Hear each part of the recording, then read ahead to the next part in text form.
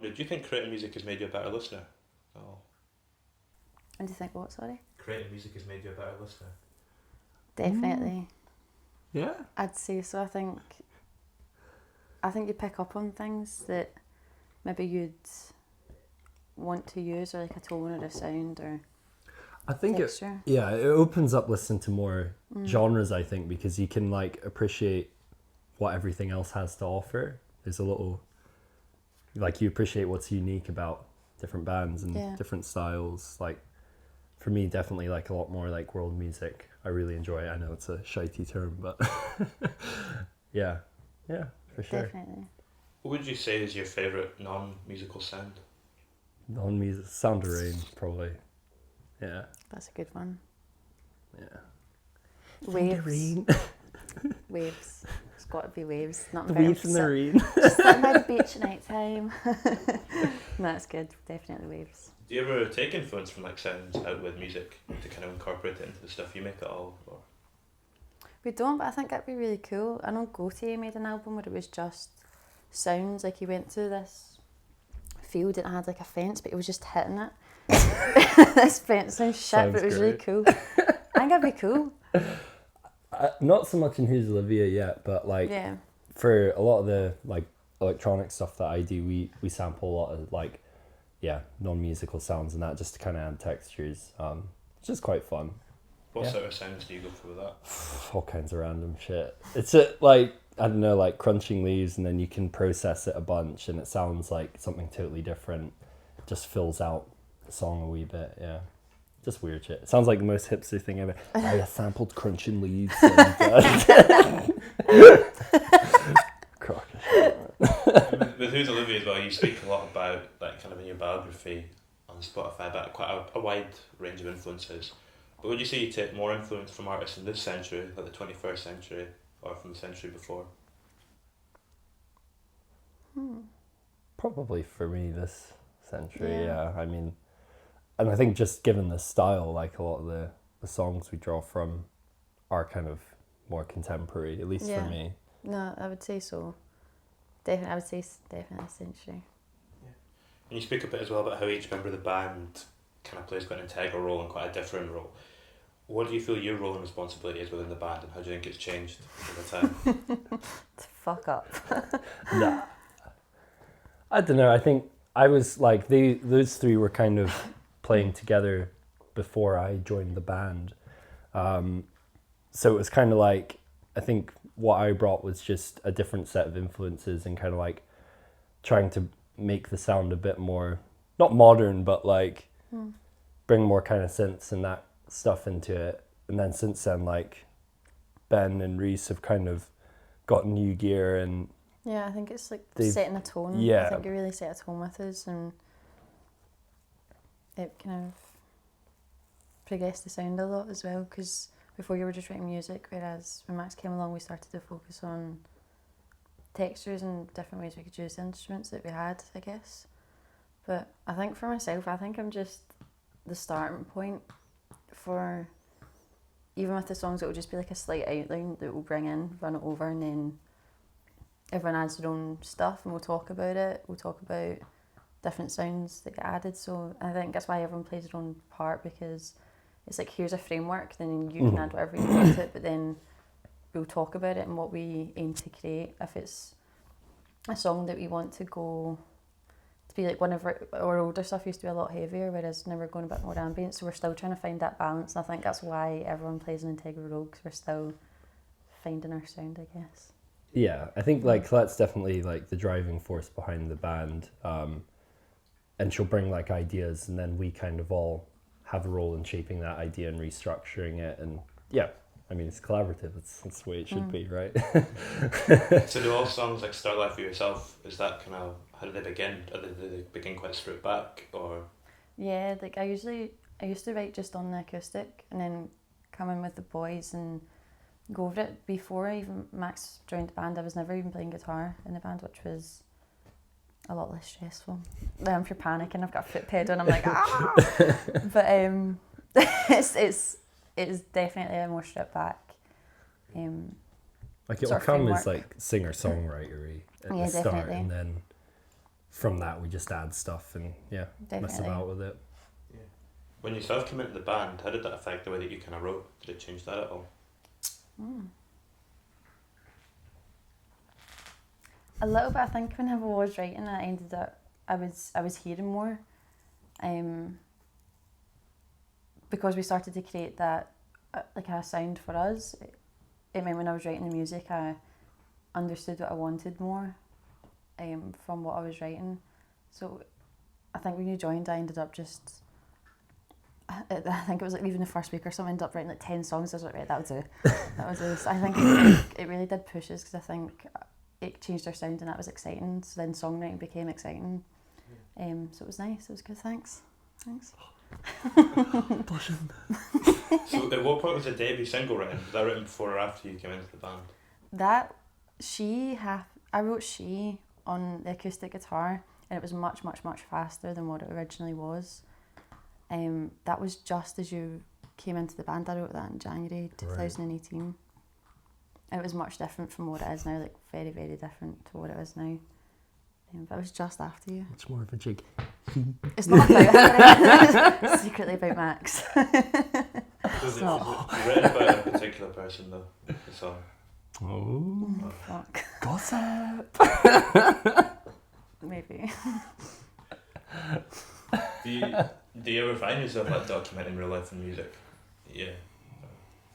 I think I don't want it to be to the point.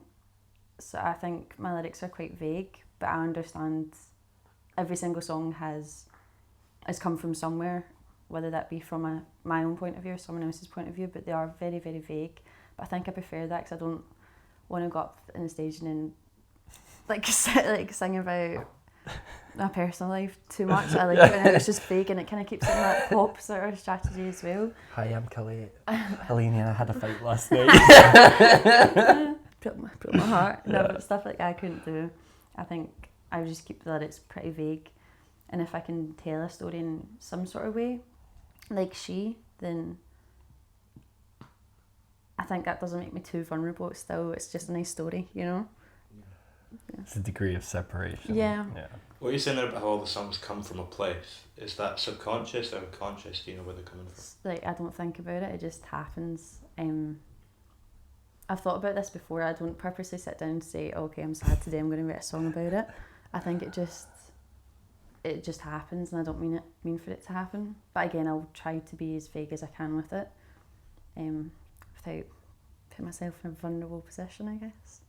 And in She, you have that moment where it kind of like explodes outward, like this kind of builds up. How did you go about tackling that in the studio? Was that difficult at all? Did you come into any problems trying to translate that? Because obviously there's so much emotional intensity at that point. It just kind of goes.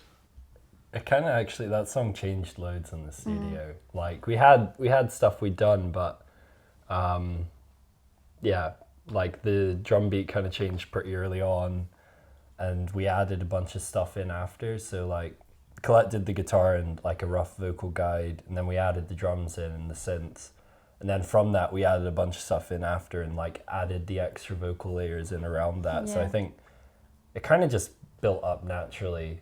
Like that's like the direction of the song. Everything goes up to that one big climax. So I don't know. It was actually, I mean, it was a day, right?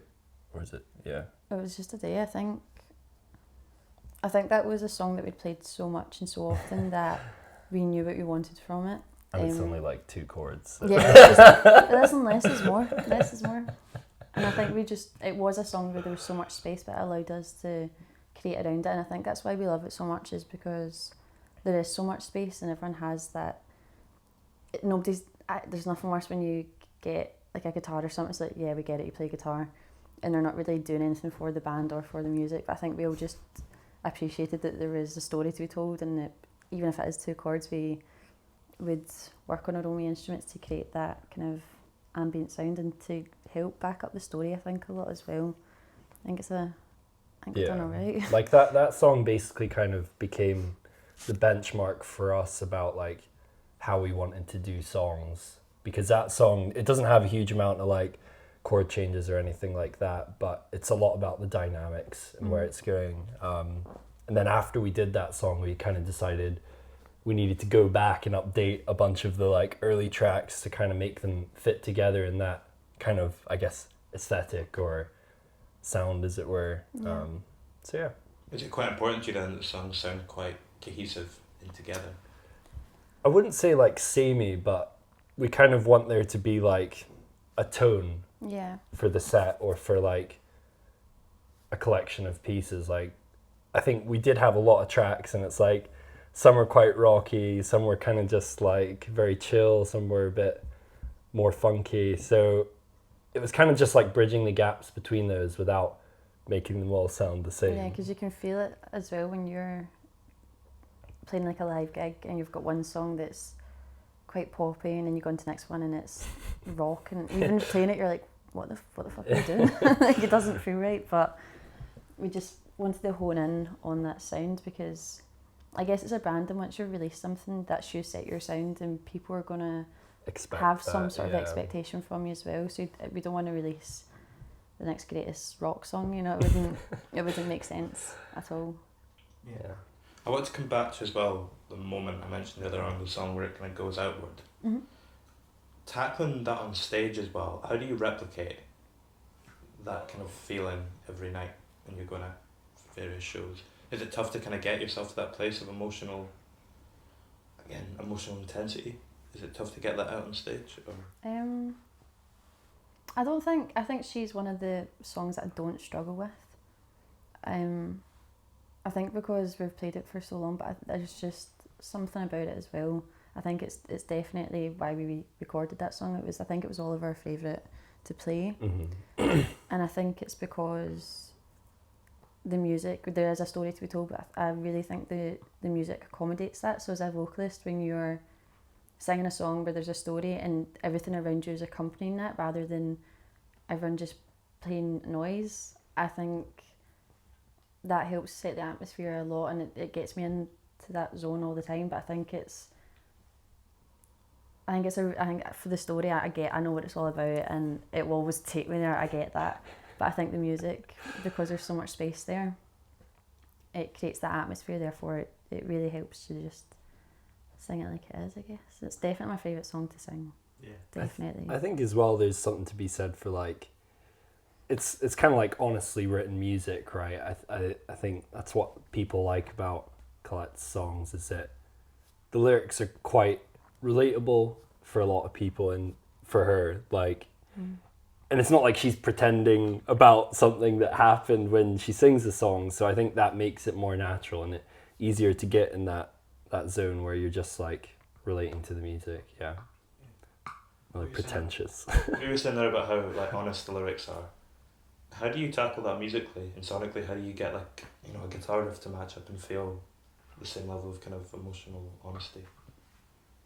It's just, I guess it's just the tone and the sound that you're wanting to create. Like with She, you wanted to be laid back and you wanted the lyrics to come through and the music to accommodate that. So I guess it depends from the get-go what you want from that sound. If you're wanting it, what genre you're kind of wanting it to slide to. I guess. yeah, and I think like, you know, risk of sounding pretentious, but it's like, it's an emotional thing about the tone of the songs, and when you're all in a room together, it's more just about like, Colette will have an idea again about the tone, and then you just kind of play whatever feels right around that. It's not really something you labor over mentally. You just do it. Yeah. From a listening point of view as well, when you're, you know, consuming music, what does it have to do to you emotionally to be successful? That's a good question. Sorry, can you run that one again? that one went over my head. That's a good question. When you're consuming and listening to music, what does it have to do to you emotionally to be successful? Oh, okay.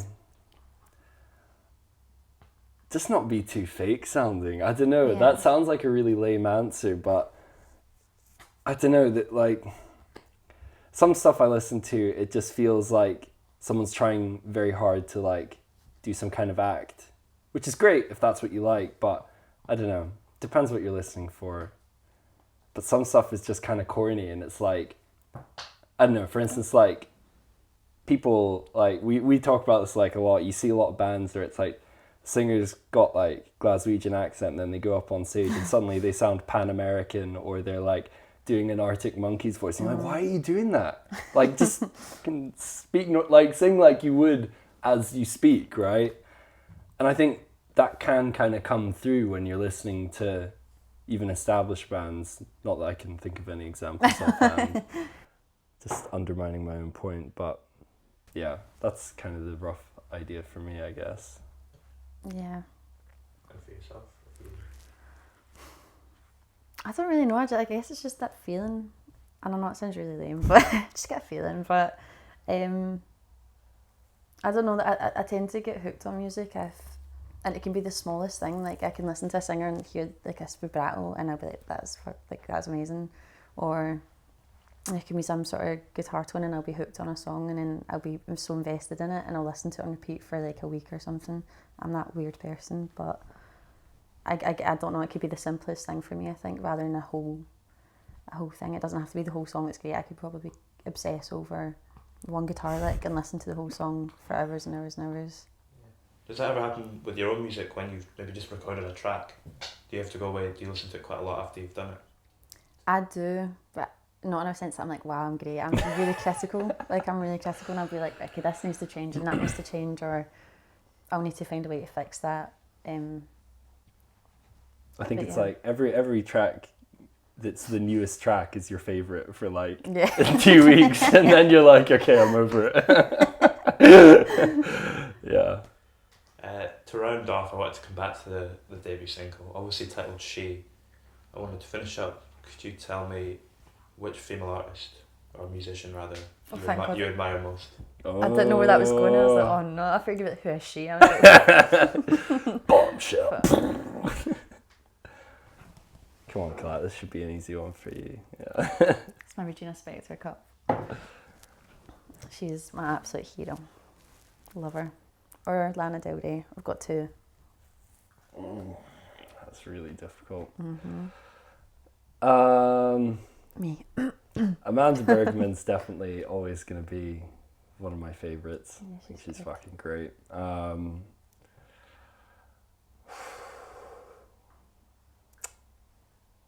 So I really like is it Nancy Wilson as well. So I'll cheat and do two, seeing as though she's got two. Well, thank you very much. No, thank you. Yeah, no worries.